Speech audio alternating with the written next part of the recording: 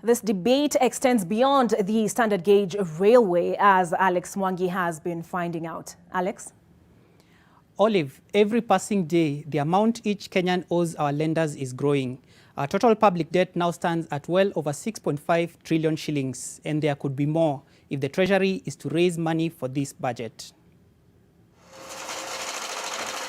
At present, Kenya owes external and internal lenders up to 6.5 trillion shillings. Divide that with a population of 47.6 million, and each Kenyan owes just about 140,000 shillings. But that's not all. According to the Budget and Appropriations Committee, the government will be forced to borrow another 823 billion shillings in the next 1 year to cover the budget shortfall. We have more loans than we can be able to handle. Most particular people, like the way I had a statement from Treasury comparing us with Japan, which has about 109%. But Japan, most of the loans are in their local currency and they are given locally.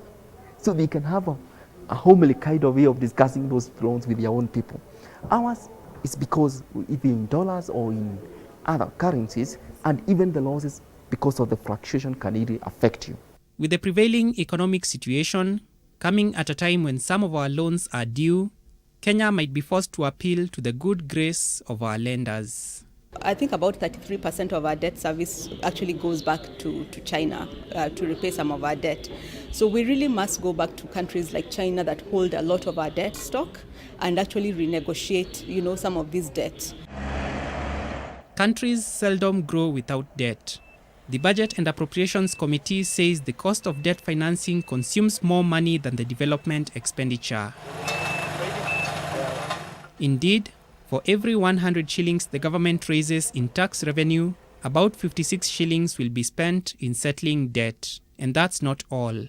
At the beginning of the year, the dollar to the Kenya shilling exchange rate was about 100, then it moved to about 102 around March. Now it had gone up to 107, now it's back to around 106.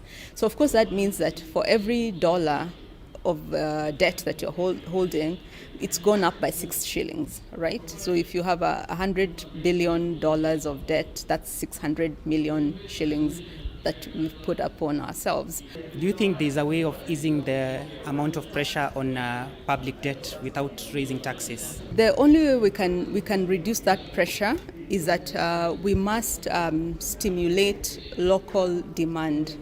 By stimulating local demand, it also means that we grow local private enterprise, we grow the agricultural sector. And the good thing is we've actually found out that as Kenyans, we can actually do a lot of the things we've been importing, right? We've been importing so much, but we realize now when COVID hit and all countries were hoarding certain supplies to themselves, we realize that as a country, we can actually manufacture those locally. But for a fledgling economy as ours, experts say the only alternative at the moment is to live within our means. We can actually not borrow ourselves into prosperity. In the next 1 year, the National Treasury will also be grappling with debt servicing obligations at a staggering 904 billion shillings from the Consolidated Fund, painting a picture of the dire straits the country faces owing to its rising debt burden.